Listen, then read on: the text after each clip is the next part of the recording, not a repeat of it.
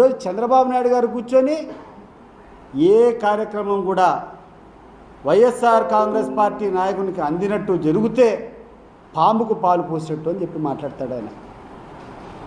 ఎక్కడికి పోతుంది రాష్ట్రము? ఏంది పోతా ఉంది? అసలు ఏం స్ప్రెడ్ చేయాలనుకున్నారు మీరు? నేను ఈ మాటలన్నీ కూడా ఒక వైఎస్ఆర్ కాంగ్రెస్ పార్టీ ప్రధాన కార్యదర్శిగా మాట్లాడడం లేదు, ఒక మామూలు వ్యక్తిగా నేను మాట్లాడుతున్నాను. నేను అసలు ఎక్కడికి పోతుంది ఈ సంస్కృతి, ఎక్కడికి పోతుంది ఈ సాంప్రదాయాలు? మీరు పెట్టేటువంటి సాంప్రదాయాల వల్ల ఈ యొక్క జిల్లా యొక్క పరిస్థితి ఎట్లుంటుంది, ఈ రాష్ట్రంలో మిగిలిన ప్రజల యొక్క పరిస్థితులు ఎట్లుంటాయో ఆలోచన చేయండి. సామాన్య ప్రజలంతా మీరు చేసేటువంటి వికృత శాస్త్రం వల్ల బలిపశులు కావాలనా? మేము భయపడాలనా? ఈరోజు పోలీసులు మీరు ఇట్లా దుర్వినియోగం చేసుకుంటూ ఎవరు పడితే వాళ్ళు కొట్టించుకుంటూ పోతూ ఉంటే సామాన్య ప్రజలకు రక్షణ ఎవరు కల్పిస్తారు? నేను చెప్పు. ఈ యొక్క పోలీస్ ప్రతిష్ట ఇంత ఘోరంగా దిగజారిపోయిన తర్వాత ఈ పోలీసు యొక్క వ్యవస్థ యొక్క గౌరవం ఎవడు కాపాడతాడు చెప్పండి?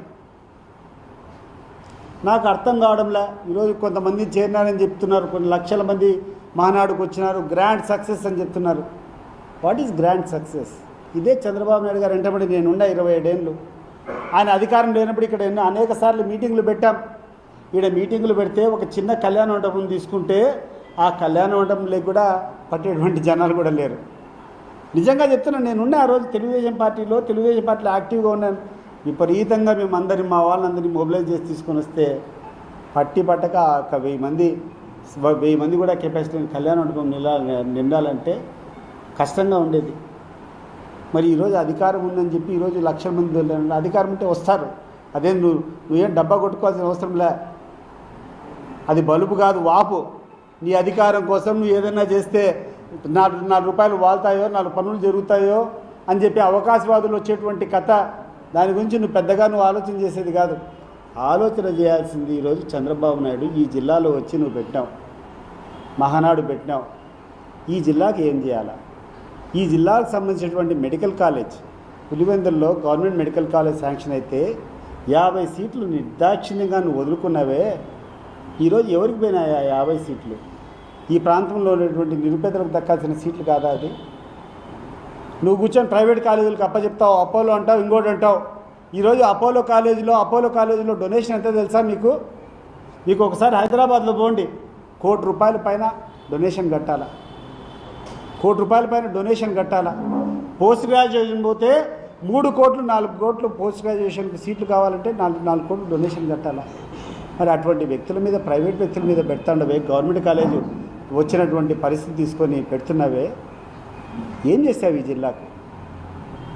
ఈరోజు జిఎన్ఎస్ఎస్ నుంచి హెచ్ఎన్ఎస్ఎస్కు లింకప్ ప్రాజెక్ట్ కాలేటివాగు ద్వారా వేంపల్లి దగ్గర నుంచి లిఫ్ట్ ఇరిగేషన్ స్కీమ్ జరుగుతూ ఉంది.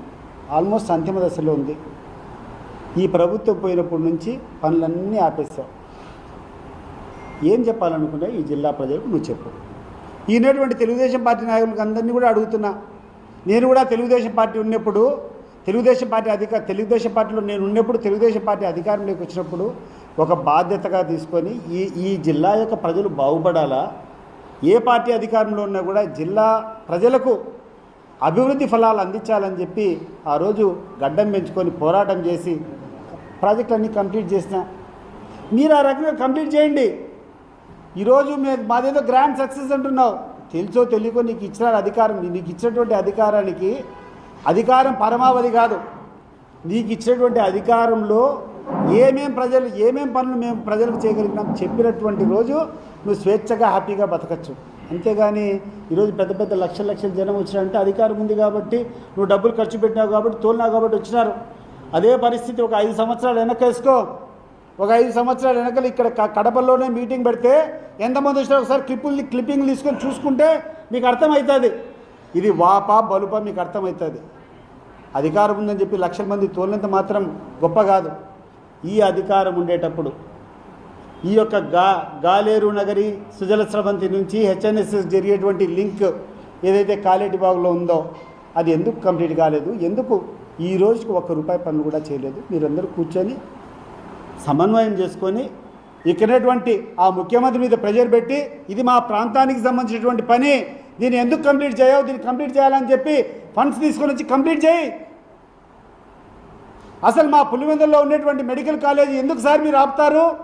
ఈ కాలేజీలో ఈ పనులు జరిగితే ఇక్కడటువంటి పేద ప్రజలకు అందరికీ సీట్లు వస్తాయి కదా, దీన్ని ఎందుకు మీరు గవర్నమెంట్ కాలేజీగా ప్రకటించకుండా ప్రైవేట్కి ఎందుకు ఇస్తున్నారని చెప్పి పోరాటం చేయి. అప్పుడు మేము కూడా ఈ తెలుగుదేశం పార్టీ నాయకులను ఒప్పుకుంటాం.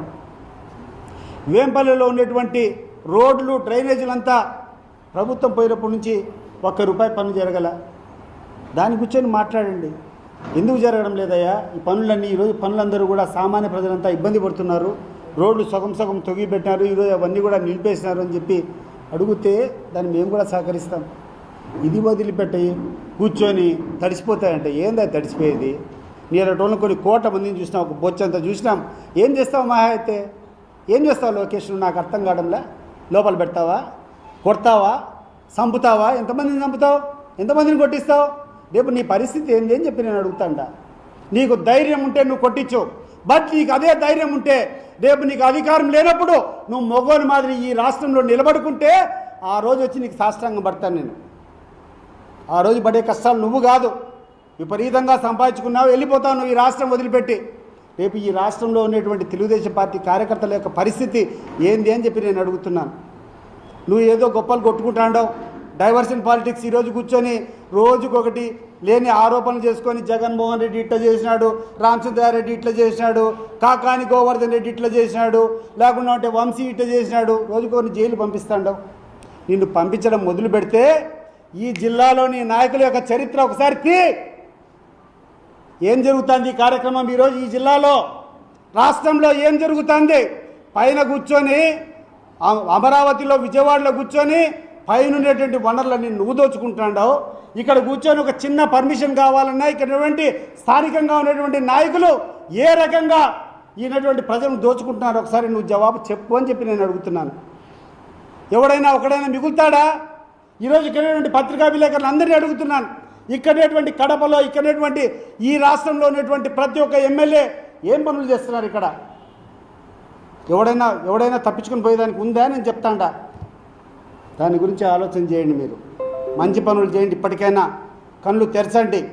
కక్ష సాధింపు చర్యలు మానుకోండి. వీలైతే మంచి చేయండి. మంచి చర్యలు ఎవడు చేసినా కూడా ఆ కార్యక్రమాన్ని పూర్తి చేసేటువంటి కార్యక్రమాలు చేయండి. భయపడించాలని ప్రయత్నిస్తే ఏం భయపడతామని చెప్పు? మహా అయితే 2 కొడతారు, 5 మంది భయపడతారు, 10 మంది భయపడతారు. ప్రపంచంలో ఉండే వాళ్ళందరూ భయపడతారా? దేశంలో ఉండే వాళ్ళందరూ భయపడతారా? ఈరోజు 4 రోజులు ఎందుకు లేబా అని చెప్పి ఇబ్బంది పడతామని చెప్పి అడ్జస్ట్ కావచ్చేమో. బట్ ఎప్పటికీ ఇట్లా ఉండదు. నేను చూసిన రాజకీయాలు ఎప్పుడూ రాజకీయాలు ఒకటే ప్రకారంగా ఉండవు.